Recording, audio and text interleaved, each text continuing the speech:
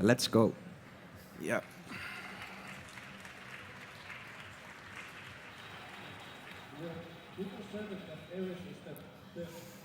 All right. This is Metal Slug 2. Came in '98, 2 years after the first one.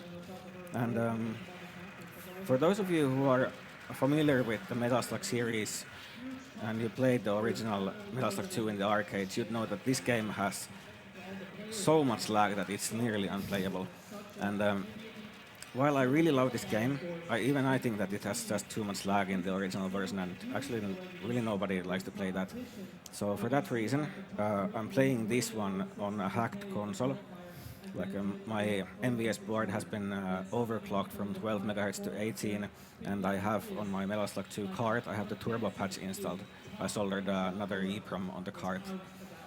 And while it probably sounds like cheating, Is this the cheating? well, there's nobody else who is running the arcade category like on the original hardware, and there's nobody running this. And actually, every single person who runs this game runs it with emulators that remove all the lag. So I'm still handicapped against those runs. I just run this because I like this so much. And with that, time starts again when the guy hits the ground. Good luck. Now.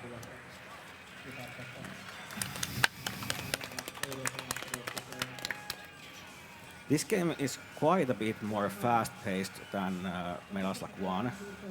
And some of for example, the jump height is already, well, the jump length is shorter. The first Metal Slug game, the jumps are really floaty. And in this one, it's more fluid motion.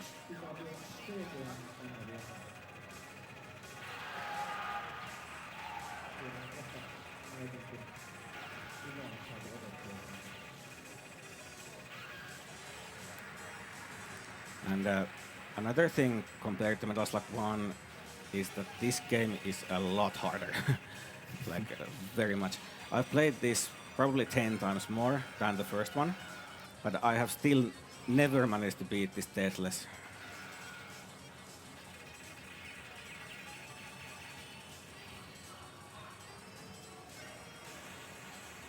And I've played this for years, both casually and speedrunning.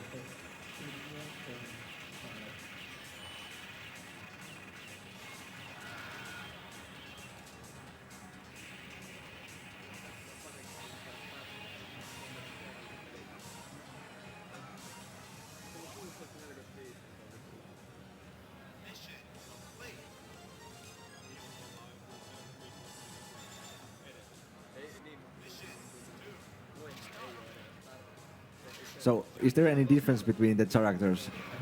No, only they just look different. Okay. I believe the guy who is pioneered most of the Metal Slug scene, or at least is dominating it currently, he's theorized that when turning cranks in stage 5, the female characters are slightly less efficient. But I'm not really sure if that's accurate or just like a...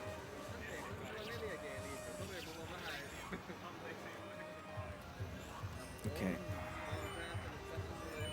Spawn manipulation quite failed there, but...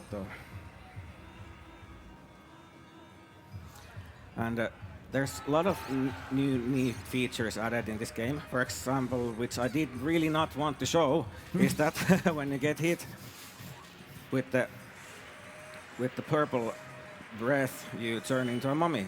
And I was just gonna say that I don't want to demonstrate it, but well, no, you did. yes. Unfortunately, the first potion to turn me back to a human is this close, so I don't really need to worry about it too much.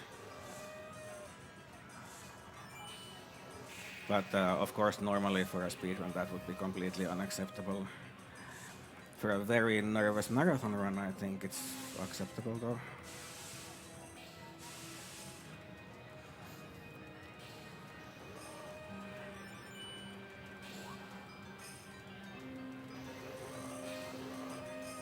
Here's another section where I'm trying to manipulate the last set of spawns as close to the left side of the screen as possible.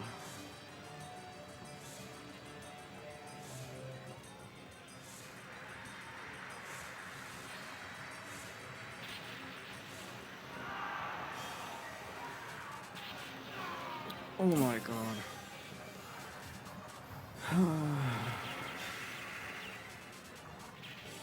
This boss would have been dead within 2 seconds after I died if I hadn't. But, well, on the positive side, at least you got to admire the boss for a bit longer.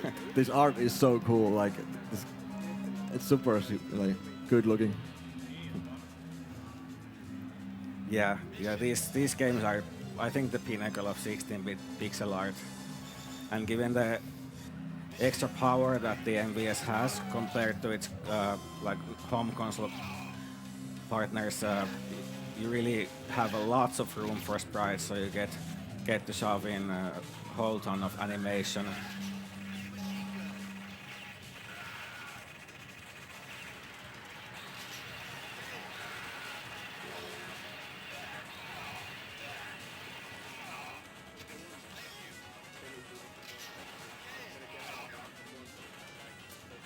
Okay, I'm coming up to the next spot where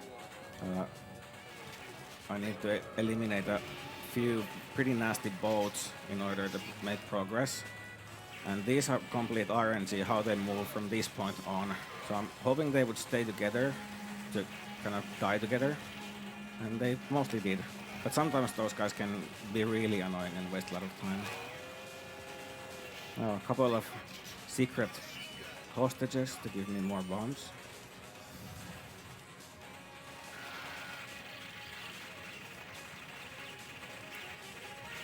And here again, I try to move to the right side of the screen just before killing the last, giving the last hit.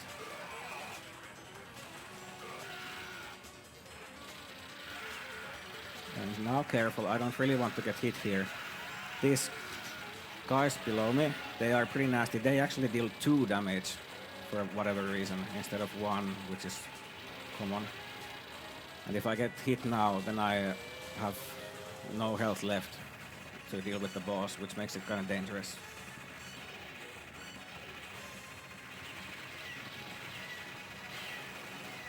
But now I can kind of be pretty careless because yeah,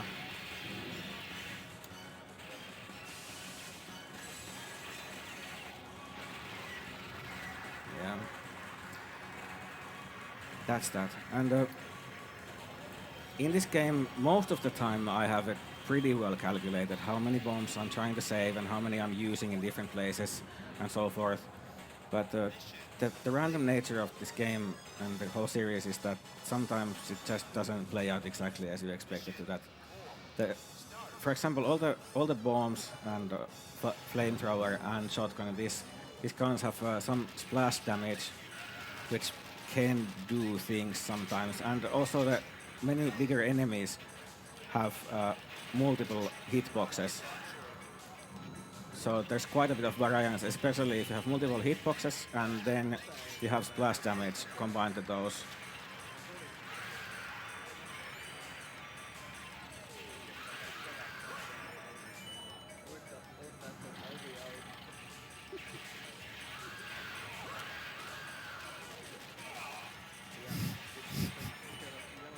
So you just become fat. Yes, this stage has a peculiarity in it that if you collect enough food bonuses, you get fat. It's not a beneficial state to be in, not in real life or in the game. It makes you fire slower, it makes you move slower, and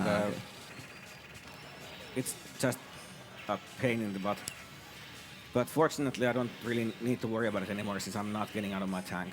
There is a strat for the final or the last boss of the stage, which requires you not to be fat, but it's also a lot harder and a little bit risky. So I'm just using the much easier strat, which is barely any slower. Yeah. And I can stay in the safe and comfort of my Metal Slug tank.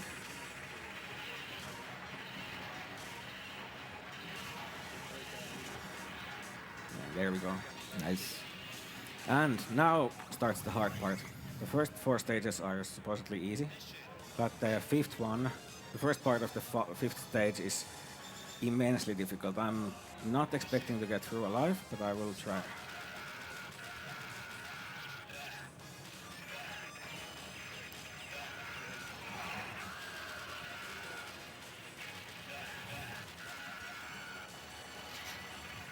Oh my god. Ooh. I actually made through the hard part.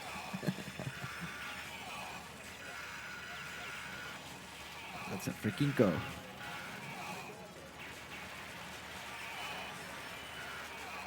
Well, hardest part.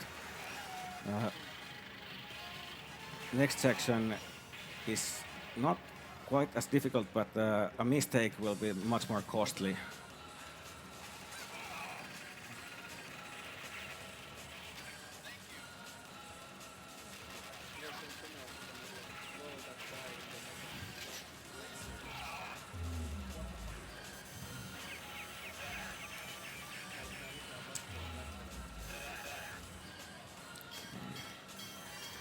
So this is kind of lots and lots of people who play this casually will really curse this part because having to gun down these trains with the pistol is pain.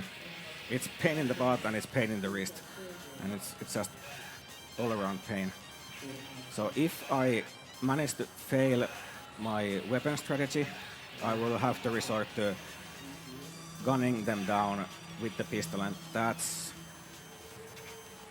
really, really sucks. Okay, that doesn't really suck, but it yeah, kind of sucks. There's the heavy.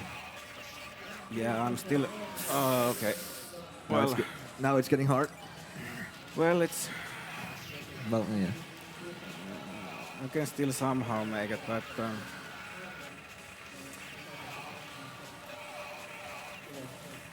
Uh-oh. There was a chance for me to get rid of the tank that's coming from the left, but instead I made all the mistakes that I possibly can in this section. If I manage to move the screen back and forth, left and right in a correct way, just as the left tank was spawning, I could have managed to kind of despawn the tank. And it's a pretty essential strat for a successful speedrun of this game. Yeah. And in the last stage, there will be lots more despawning of enemies in places where you can scroll the screen left and right.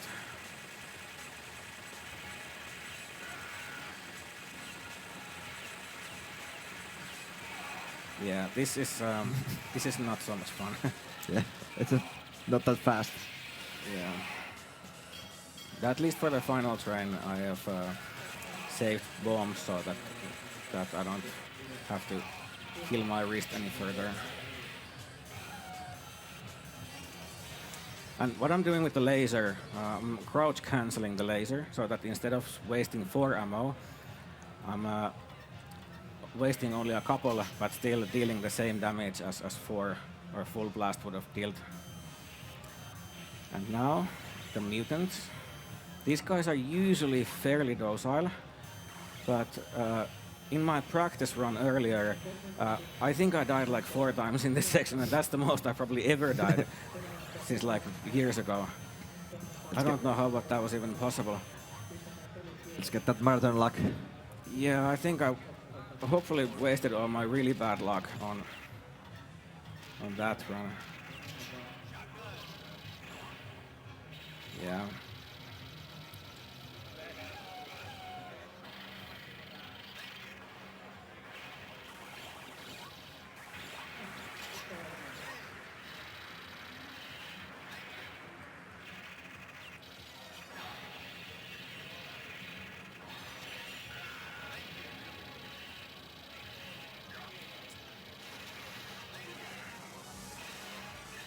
Tank is so comfy. Yeah, this should be pretty. There are a few patterns which, if the boss repeats those patterns over and over, then they will become a problem. But even then, there's always a cheat in this game that or not a cheat exactly, I think it's an intended mechanism, that when you jump out of the Metal Slug tank, and in it you get some iframes on both situations, so that when the boss was firing me just now, I could have just jumped out of the tank and then jumped back in again, and I would have survived on the account of my iframes. But since I knew that I was about to destroy it anyway, I didn't want to waste time on that. But for casual players, using the iframes of the tank it's quite useful. Yeah. Makes sense. And I might have to also resort to doing that on the final boss. This is now the final stage.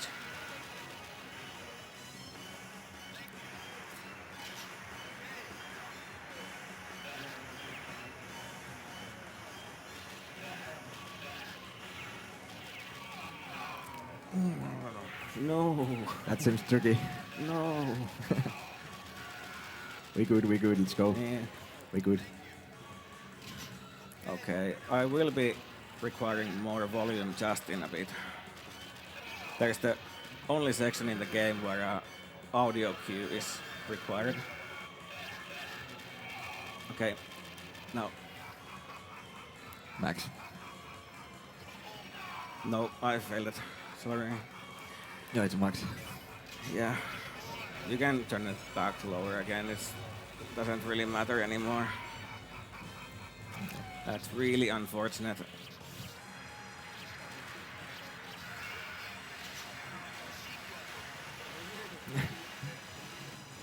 Free Willy. Yeah. There's an audio cue which is really precise actually. If you jump at the very precise time, the boss will try to knife you down. And since you are on a lower platform, he obviously will fail that. And during the time he's knifing you, you can spam him with bombs from below. So essentially the boss dies like that. But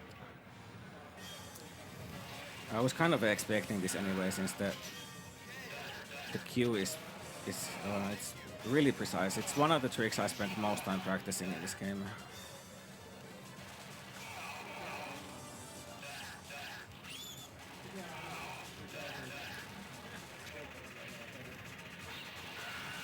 On the upcoming section, I will try to move the screen in a way so that I will have to destroy only 2 tanks instead of 3.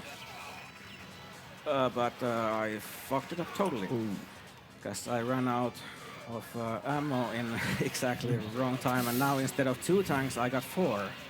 That's a lot of enemies in the screen. Yeah.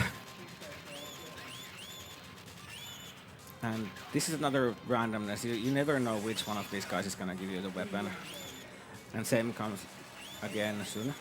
Are those the octopus from Alfred J. Quack? I'm not sure. Yeah, here I'm doing some despawning by moving back and forth. Okay. No. Okay, that's pretty much it for this run to be really good. Shame. Because shotgun saving strats, which are essential for the final boss to be fast, depend on my helper guy, which I released earlier and subsequently got rid of by dying.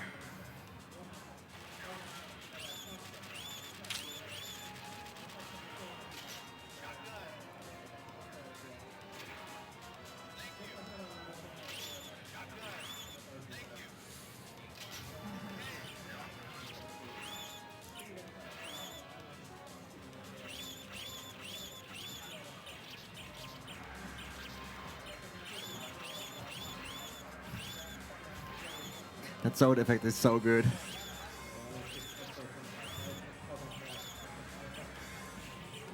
No. Yeah. Yeah. Oh More or my less God. I expect at this point that it's really, really difficult to make it through this.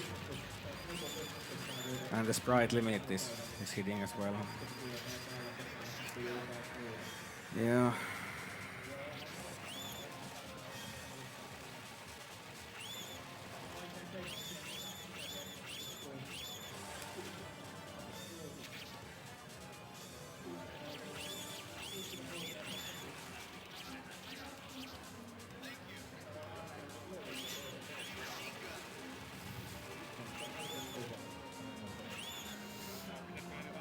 Yeah, so instead of 6 bombs, I'm supposed to be having like 40 to 60 bombs at this stage, depending on. That's very hard. Yeah, yeah. It doesn't. I have to admit, it doesn't happen often that I get to the final boss with a decent amount of shotgun shells and bombs. And that's one of the things that makes this run insidiously difficult. That even if you make it through the whole game up to the last stage, you have to perform the last stage perfectly up to the final boss and including the final boss.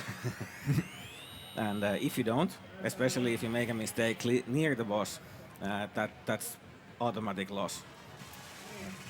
Sounds like a speed run. Yeah.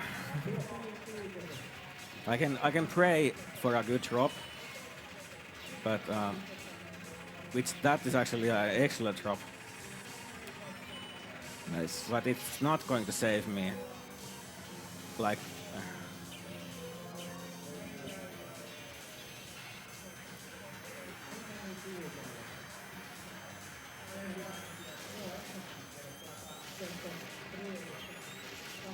Okay.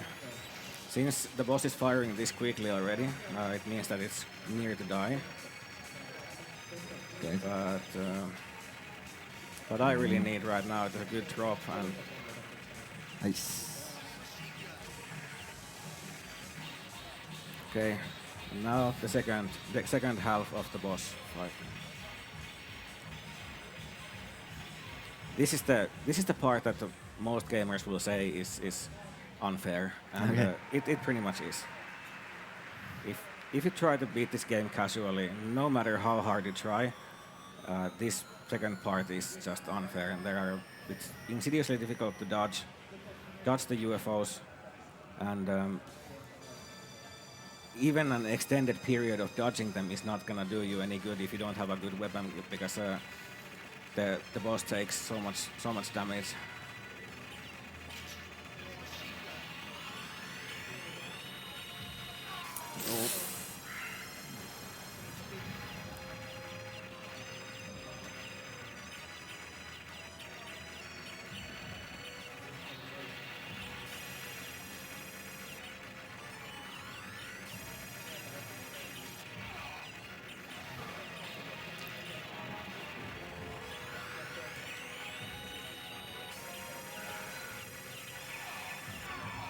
Jesus.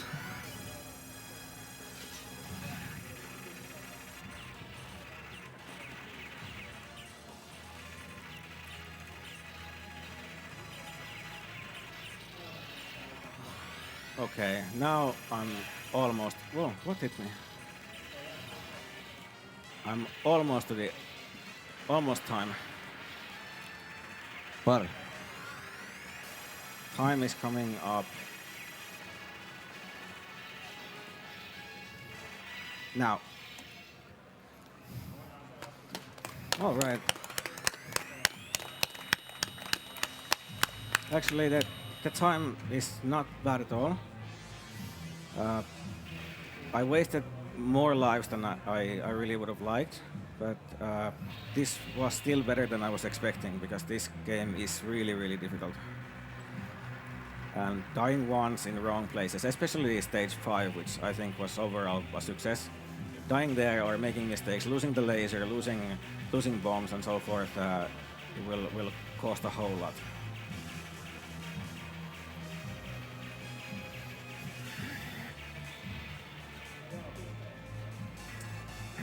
And final ending animations, and I want to still see how many continues exactly I spent on this.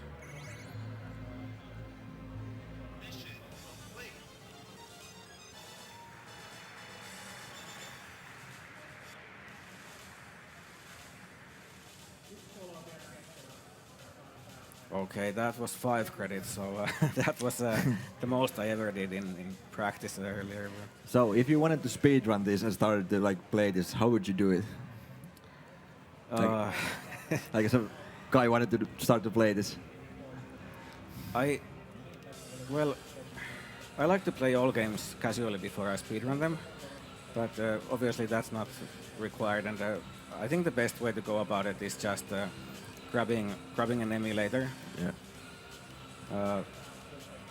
There are different choices, but I don't really recommend real hardware as the primary choice. It's kind of expensive and difficult to operate. Um, if you want to play the arcade original, then I recommend MAME emulator. But if you like to remove all the in-game lag, which are actually much more popular categories on the leaderboards, then I recommend WinKawak's emulator and using its overclocking feature. And there's a Metal Slug Discord server where everybody is welcome to come and ask any advice, and all beginners are welcome there. All right, thanks for having me, and shout out to my man PJ. Hope you're okay. But that's it for me. Now I am off to find me some beer and then enjoy the NES block.